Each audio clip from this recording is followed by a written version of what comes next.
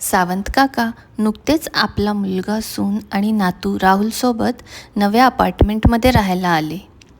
26व्या मजल्यावरचं हवेशीर घर. पहिल्याच सकाळी राहुल शाळेत गेला आणि मुलगा, सून ऑफिसला गेले. तेव्हा सावंत काका पेपर घेऊन खिडकीपाशी बसले. त्यांना खमंग फोडणीचा वास आला. वाह, पोहे असावेत, त्यांनी मनात विचार केला. दुसऱ्या दिवशी पुन्हा वास आला. बटाट्याची भाजी आणि पुरी असावी. असं रोज फोडणीच्या सुगंधावरून ते अंदाज बांधायचे. त्यांना वाटे, ही स्वयंपाक करणारी स्त्री किती सुगरण असावी. 2 महिने हेच सुरू होतं. पण एक दिवस फोडणीचा वास आला नाही आणि मग सलग अनेक दिवस काहीच सुगंध नाही. कौतुकाने सुरू झालेला दिनक्रम आता अस्वस्थ वाटू लागला. काकांनी शेजारी पाजारी थोडी चौकशी केली, पण सोसायटी नवीन असल्यामुळे काहीच समजलं नाही. एके दिवशी नातू राहुल एक नवीन मित्र सागरला घेऊन घरी आला.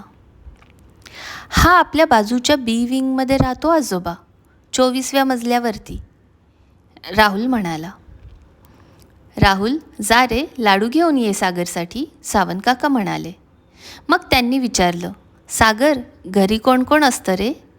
सागर म्हणाला, फक्त मी आणि माझे आई बाबा. आधी आजोबा होते, पण गेल्या महिन्यात हार्ट अटॅकने गेले.